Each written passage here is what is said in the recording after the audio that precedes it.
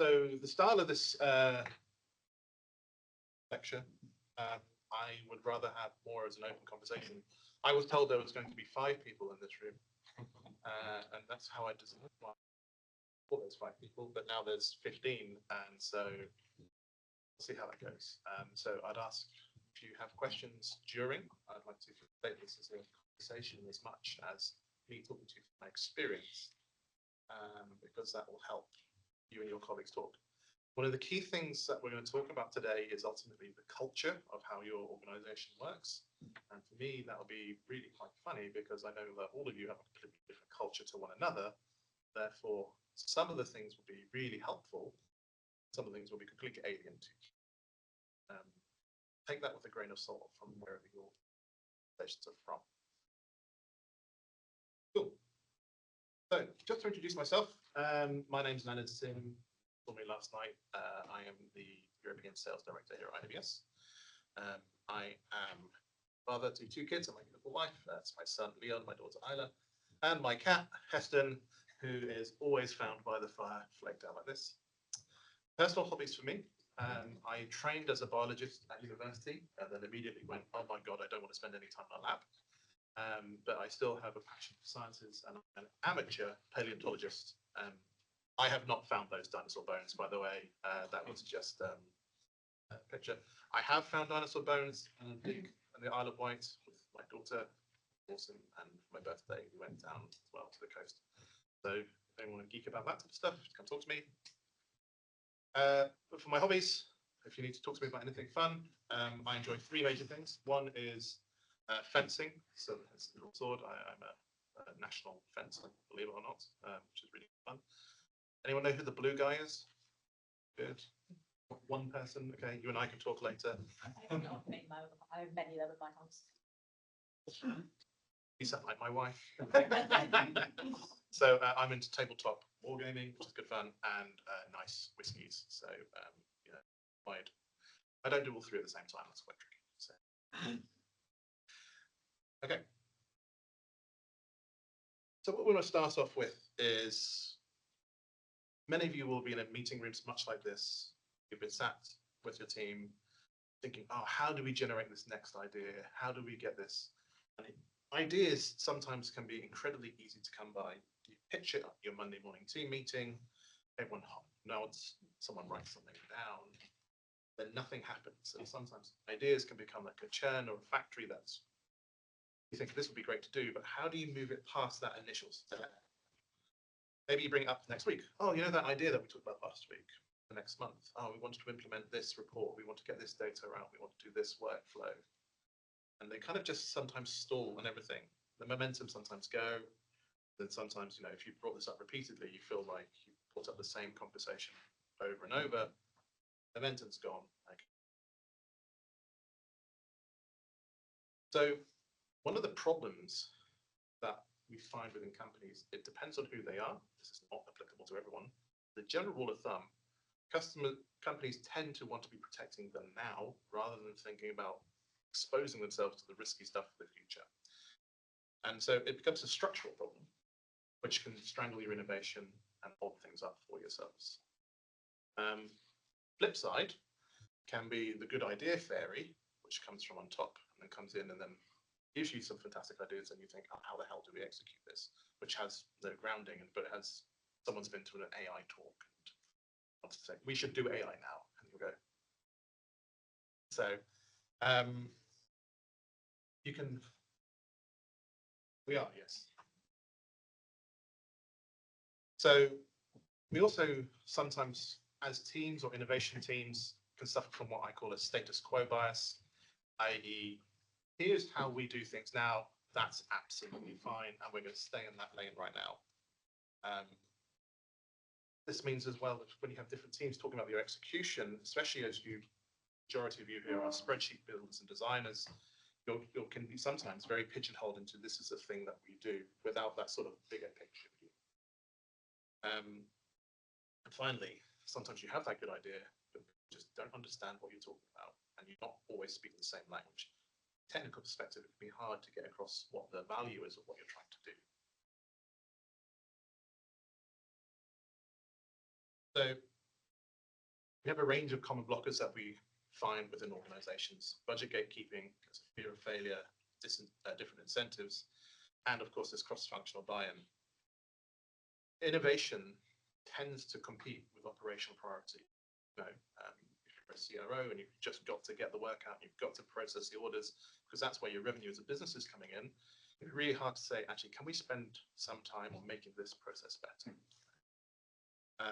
And unless you can show an immediate return on investment, your ideas can be prioritized. And the irony is many high impact ideas then never surface because they can become too expensive to prove. That's where the idea of this MVP comes in, the minimal viable product that helps you establish that pathway. Last question there. How many of you have used the idea of an MVP before to get what you want?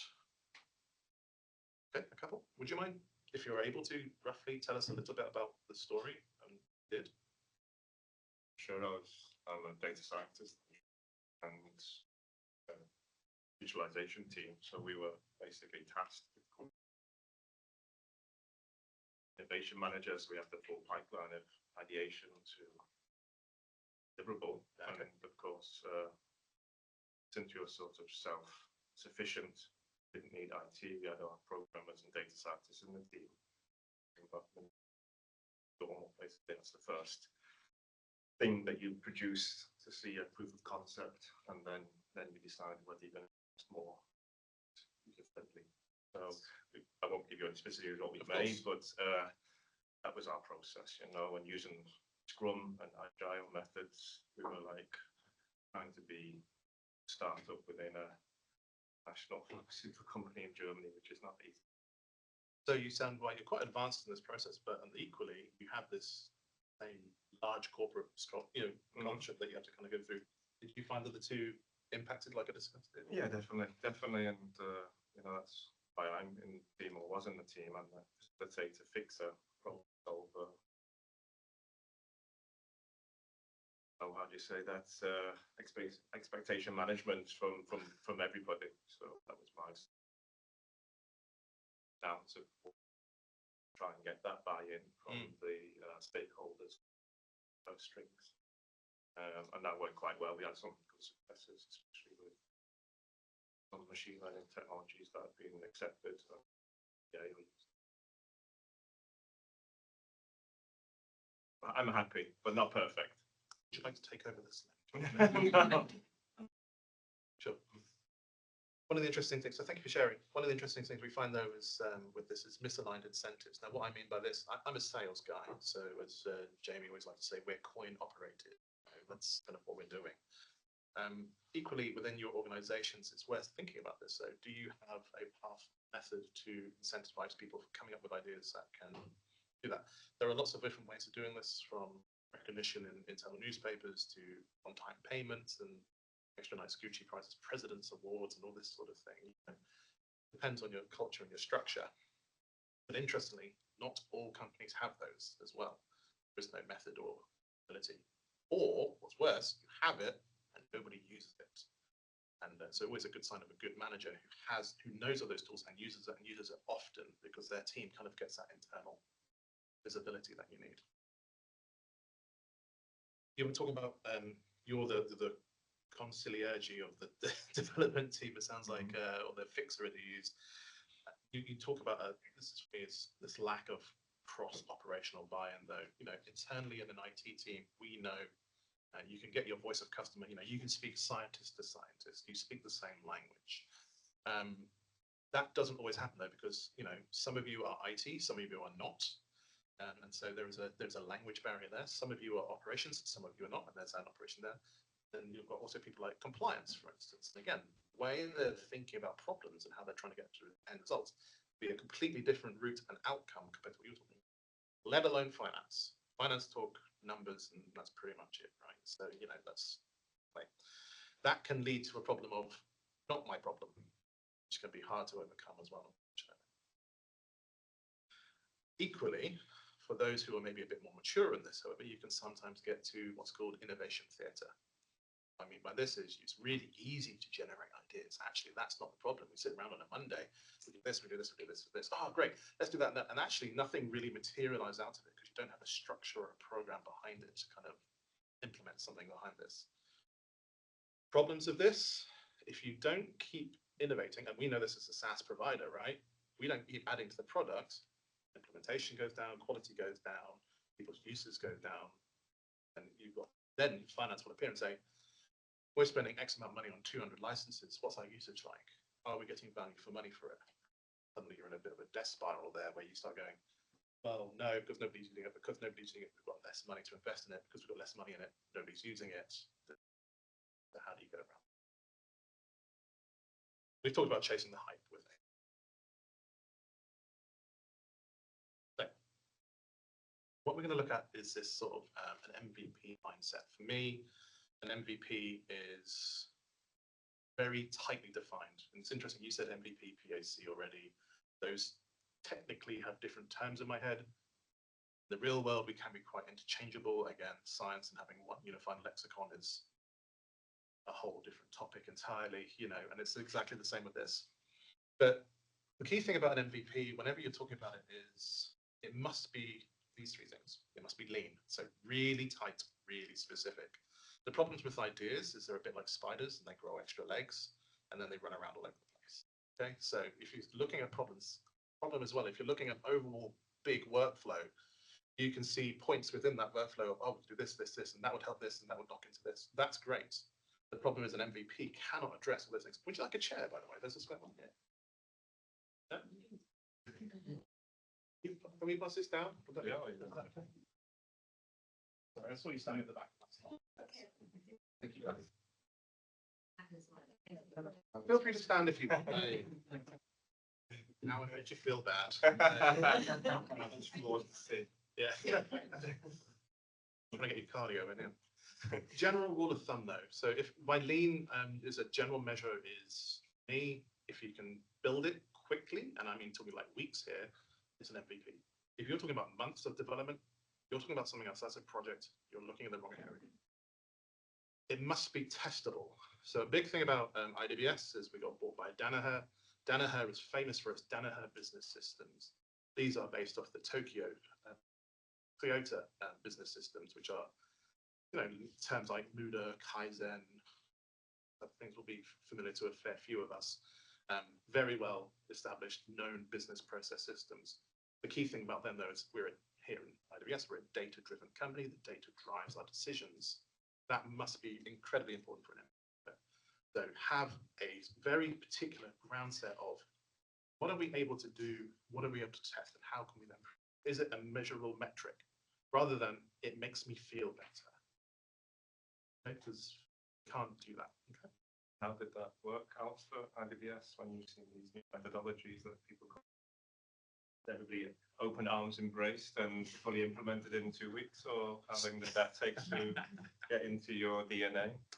So I came in, I've been with IDBS for 2 years, and I came from, ironically, a different Danaher opco. So I came talking and breathing the language already, having been at molecular devices for 5 years. So for me, what was nice, because IDBS had been acquired for, Jamie, when were you bought? 2017. Okay, so, you know, it's been 8 years now. So by the time I joined, that would have been established for 5 years already.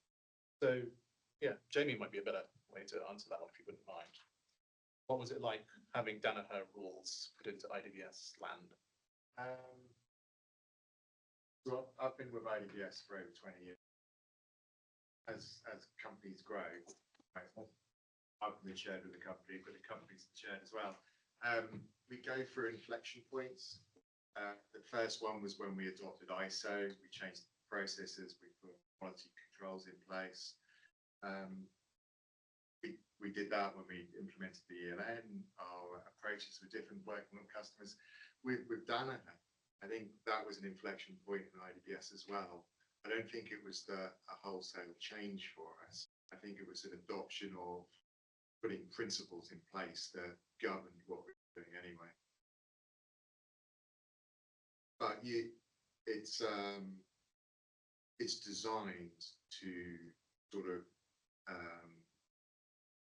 make simple decisions simple. You know, it's common sense. What are the DBS processes that are in? Common sense, rigorously applied. Is Yeah. how DBS is defined. And are you offering that training to your, or you implement To our it? customers. Yeah, because it's if you're working that way, because people you work with also work that way. I don't know is the answer to that one. Seen as a competitive advantage of possibly that goes across. And organisations require a lot of effort to identify processes that can be applied in them. So you'll have heard Site was one that got into Danaher. That's one of the biggest in data. That will adopt the right processes, seen as a Danaher specific set of processes rather than something.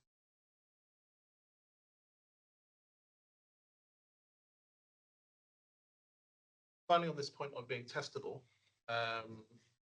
there's an important point with testable things. If you have a good idea and you're thinking to yourself, oh, I want to implement this and the metrics come up bad, don't be afraid to kill your children. Okay? Kill bad ideas quickly. But what if we just did this and this and this and this? Ultimately, if you're not getting what you need from it, metrics are telling you that, you have to have the bravery to say, actually, no, there are more important. Finally, as with all things, you must be able to demonstrate value. You need to be able to talk that language to other people. And the simple one of that is it's always time and money, or time and or money. It's the usual ones. How you quantify that specifically for your customers or for your workflows, however, can be very different.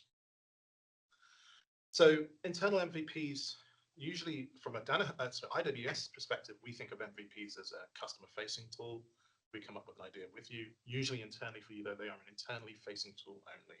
So it's designed to provide ROI, reduce any perceived risks, and help build momentum and adoption of platforms as well. This is very useful. They can be very usefully used if you're deploying your platform into a new team. If you have new users or onboarding, find those MVPs. Say it's not just a whole workflow, but here's some really quick areas that we can implement. And some of the key principles you'll be familiar with if you've done Scrum and Agile and things before, but speed is better than perfection, evidence is better than your opinion, and visibility is always better than stealth. It can be to sometimes show exactly where you're doing things unless you can communicate that out to your different channels as well. So to frame MVPs in one word, it's not about big sweeping changes like Danaher buying IDBS, but about small incremental changes that can help you build momentum. Always useful to know what it's not as well. We don't normally talk in negative terms, but it is helpful. There's these to be things that you can watch out for when you're thinking about it. It's not the final solution, sorry, and it's definitely not fully polished. It doesn't need branding. It doesn't need scalability. It doesn't need all the features that you're going to be looking forward to as well. A POC, you were saying POC, MVP. POC for me is a larger product that takes multiple months and can be implemented over time. An MVP is what's that short burst that gets us to that next step rather than building the whole bridge, if that makes sense.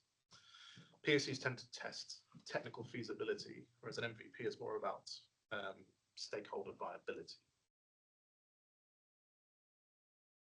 A POC will probably just stay within the lab, whereas an MVP can then go to all the users and different departments. It's not a prototype because those are usually not functional. Just like a mock-up, like a PowerPoint. Oh, if we did this and we did this, and that's more of a mock-up. They're valid as part of your design process, but that's probably more useful from like a business validation perspective. It's not a beta release because those are much nearer the end of what you're talking about as well. And most importantly, it's not a feature dump. Here's all the cool stuff that we could do with a different bunch of applications using the data out tool. It's very specific point searches. I know I've said that 3 times now, but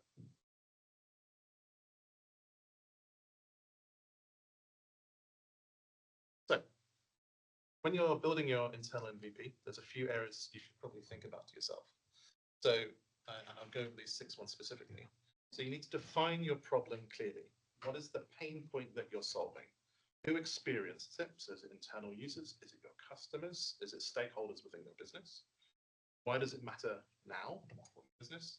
And more importantly, how can you prove this? And with any of these conversations, it's always better, if possible, to have that conversation face to face. The general rule. That's why as account managers are always trying to come see you, because you see a lot more from someone rather than his head, you know. So can you define it? An example, QC teams are spending 6 hours a week manually transcribing batch data. So could we make that's, you know, because that's a very tight definition with metrics and real information behind it. So what's the core value proposition? What's the one thing your solution must do to prove that it works? Strip away the nice to haves and focus on the must haves now. So what we do is we're going to capture and store batch data in one line. Map your user's journey. So sketch a very simple workflow from start to finish. I like using things like Miro for this. We worked in an MVP recently and we went, okay, so how does this, we looked at their process. If you don't know, Miro is a digital whiteboard. It's an incredibly easy to use, powerful tool. Nice thing is with digital teams as well, you can have multiple users all using it simultaneously. So it's really powerful for workflow generation. And it's really powerful. You can zoom in and out. But if you're in a room, it's a real whiteboard, map it out, sticky notes on a wall, things like that, they could be helpful. But then make sure you've got the right format as well. Now, obviously for us, most of the time that'll be within the Backbook or Polar, but sometimes it can be quite useful as well to think about clickable prototypes. And if you need to, use the IDBS team to help you with that as well. So you're going to measure what matters. We talked about this already. So this is your time saving, your hours, etc. If we can save 20 hours per month, that's the funding scale, which is your justifying. Then most importantly, once you've built it, get it in front of your users fast. I really like, David, what you were talking about today on your posters with your team. You were talking about sort of your feedback process loop that you've got quite well mapped out. I can imagine for something like this would be really helpful because you're saying, well, what do you think about this? Oh, this is good. Yep, that fixes that problem. Move on to the next one. Or yes, no. And you've kind of got that workflow really nicely generated. If you haven't seen that poster yet, highly recommend it. Or just speak to David over coffee. So, how do you get the funding though? That's always the big question. Innovation doesn't get funded because it's exciting. Innovation gets funded because it makes financial sense. Unless you're Meta and then you release a pair of glasses that don't work. But that's a different story.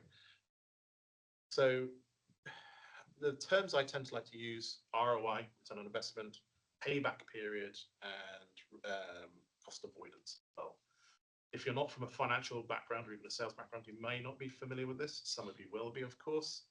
But what you're trying to show these is a business case rather than a technical experiment. So around this MVP, it saved us 40 hours per week in this one area, £50 an hour per scientist. That has saved us £24,000 a year. If we scale this out, it becomes £240,000 a year. It's a logical explanation of how many hours did we save, how much hours did this cost, and therefore what does that save us if we scale this out.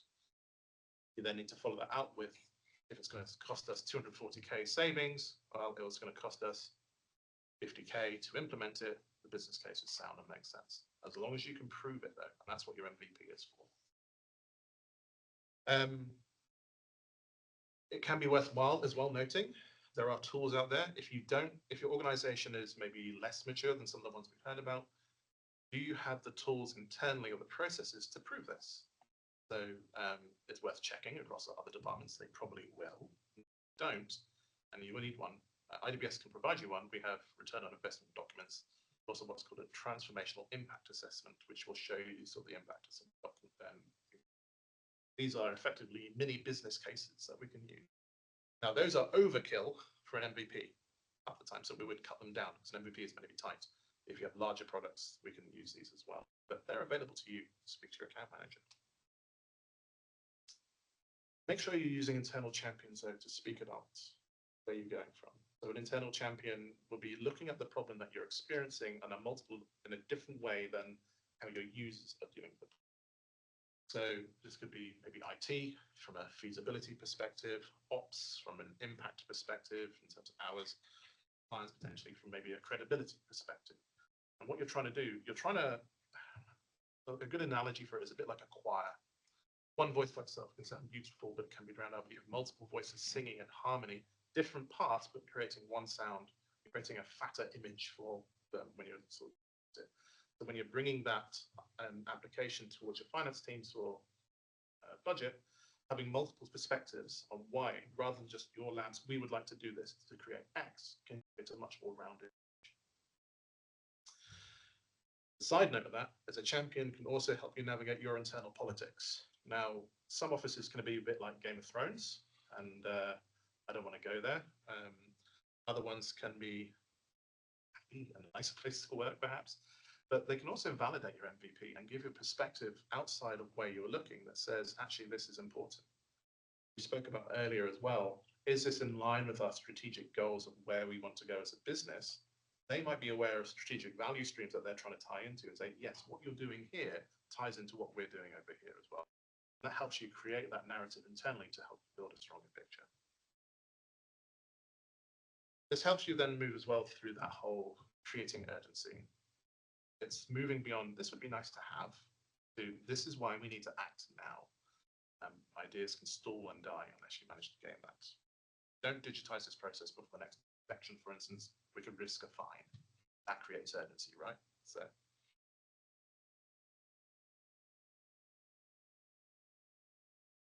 it's worth talking about how IDBS can help you here. Sorry, I am a sales guy. I put this outside. You should speak to our GPS team. I'm sure most of you know them. Speak to our product team. The four areas we can really help you with. We can help you articulate these problems if your team's not so great with this. Or if you're just thinking about external process and you want to have a different point of view, you're really good at that. We can give you the tools that I discussed earlier that can help you quantify it. We can make sure that the MVP scope is specific. So we would create a sample of works that says this is a specific thing we're going to. And we can provide those documents, as I mentioned earlier, that can help you address your expectations to tech or different parts of the business. Already done. So here's my scientists. They've been trying to push digital batch records for ages. Everything's been on paper. They've been trying to do it for a while. Everyone knows there's a problem, but it kind of gets swept up in everything. But we don't have the budget this year. Sounds great. Let's revisit in Q4, etc. Can I see a business case for us? So rather than asking for £500,000 or Vietnamese dong in this case, because that was only 500,000 note I could find, they cut their scope down right down to an MVP, just one line, one specific item, a digital batch line just for one item. Rather than implementing the project over everything, let's find it. One facility, one product. Essentially partners with us, we help them out, as we did. And more importantly, we can help you create that as well. One of the problems with these things is resource. So can we find the time to do this? We can make this short and snappy for you.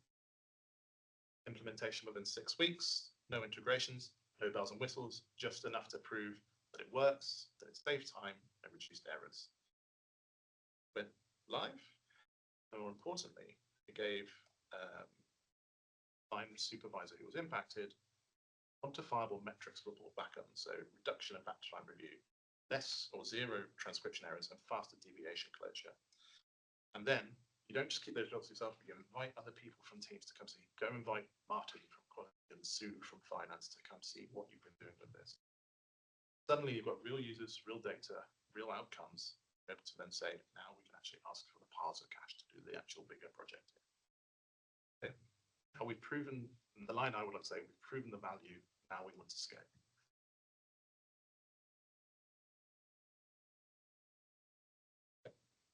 Summing up, MVPs are not just for startups, even though you might have a small startup culture internally, which is great, but they are tools for internal chains. And I would leave you with a challenge for the end of this. And we have 15 minutes for discussion, which is ideal. So you can themselves or you can ask any questions. Is there an area in your team or your process? I know for some of you the answer is yes already. That's just stuck. Something that's been talked about but never been acted on. something, where could you build a little prototype, start moving it forward in the next 30 days? Any questions? How much did you charge for that? Thousands, millions. Genuinely, it's all subject to scope, because what might be small for you might be very small for another. We have day rates available, but in different ways and means around getting that. So speak to Darren for more.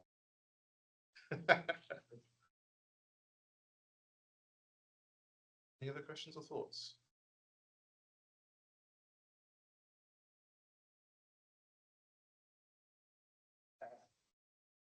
For us, but I'm wondering if it is for other people, is we could probably almost identify quite a few small opportunities like this, but a lot of those rely on having fundamental foundations in place. It's almost those which do demonstrate the value. So then we never get to the point of being able to look at the almost the products, if you like, that would sit on foundations. So I'm just interested to know how people,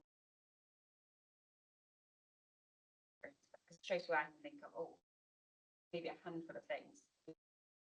But all of those require these really large investment pieces, but we're actually looking at doing those maybe a couple of years down the line, but we need to get to that point. We almost need to do those things to be able to demonstrate the value in investing the foundational things first. So I suppose, how do we you put the roof on the house without building walls first? Yeah. Exactly. So I don't know your situation at all, but can you use that same MVP mindset for the foundations alone? Foundations are quite a big thing, of course. I think I'm assuming we're not talking structurally. No, well, I think probably understanding what. So if I take as an example, even today in a presentation at the request creation in Polar, straight away I can see how that would be really valuable for some of our saver cost. We could do some sort of MVP to demonstrate the potential, but that requires Polar.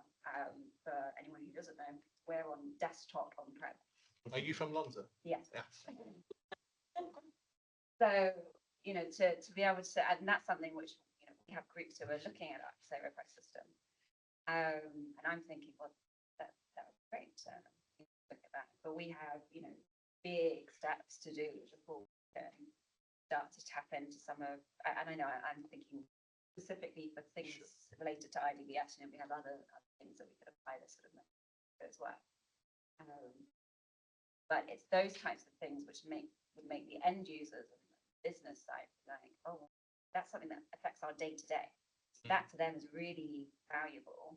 So it could demonstrate the user, but we have a lot to do to get to be able to get to that point. So I'm not your account manager, nor am I aligned to your part of the business internally. But the one thing that strikes to me is when you're talking foundational stuff, you're talking about effectively getting off on cloud into off-prem, into cloud, and into Polo effectively. And that's a huge journey, of course.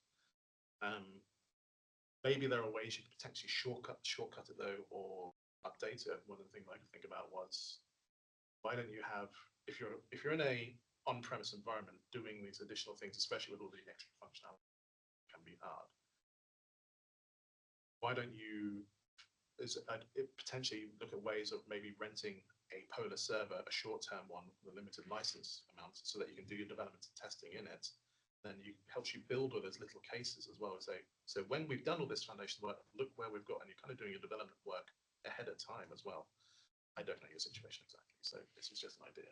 Yeah. No, it's just, I guess, more in a general concept of, I think MVPs, the principle of them, I think, are very good to identify the business value. To get buy-in for the other projects, but I'm not sure if you can necessarily complete a full MVP or understanding the problem statements and the opportunities.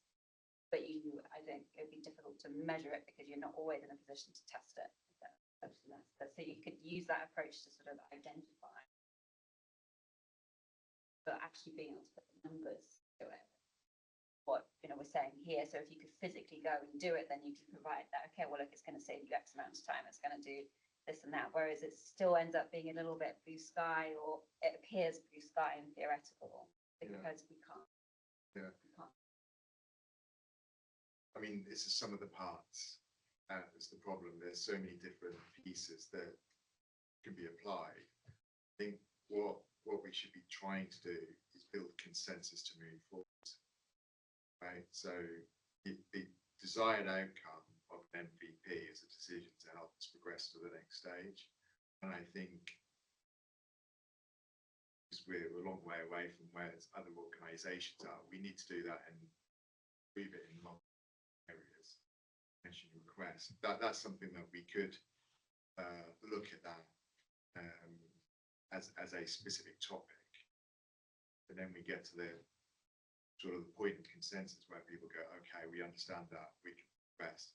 We need to bring everything together, but it's really down to building consensus to move.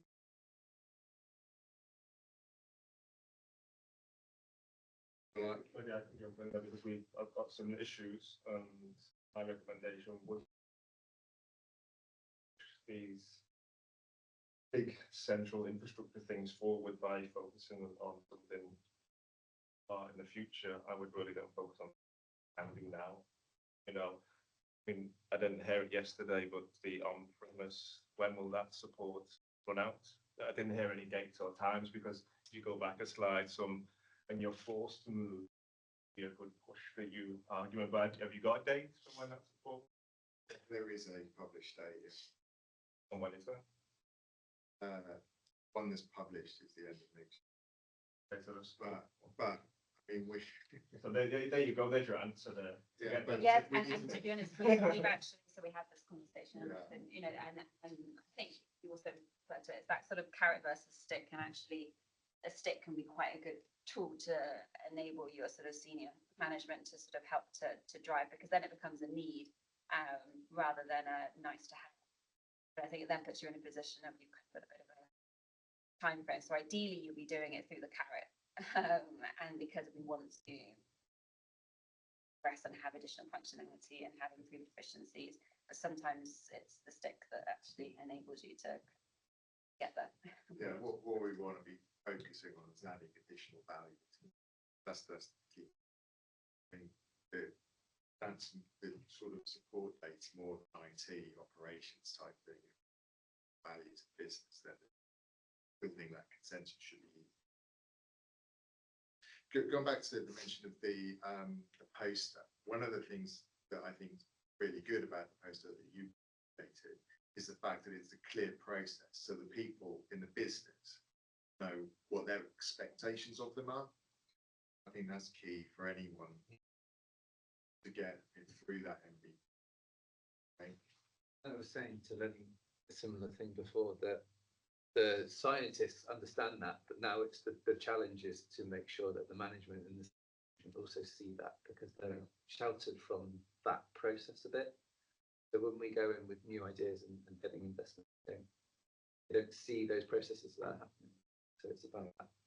But getting that engagement with business, getting their voice, getting them to feel part of the decision process and cooperating with that MVP or whatever that is, it's really, really powerful.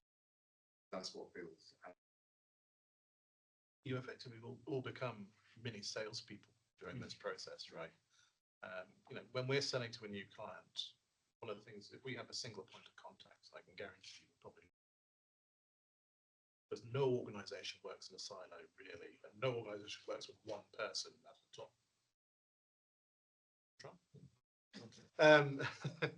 But in all seriousness, you have to build that multiple consensus across multiple departments. Usually each department has multiple stakeholders as well. So you almost have to map it, and sometimes that can be nice and organic. You've been there a long time, you know everybody.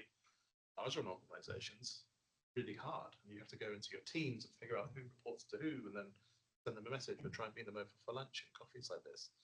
Sort of write down on a bit of paper and go, right, that guy his area is this, and he's going to be worried about that.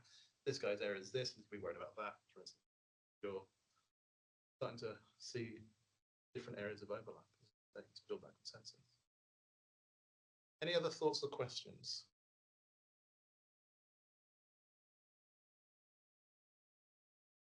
Okay, to say no. Can I give my maybe Please. perspective?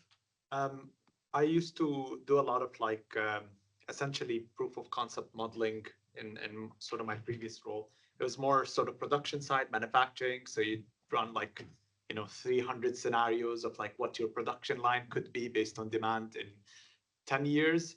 And then they would collate that information and then present a few options to their steering co, how they want to build their future facility.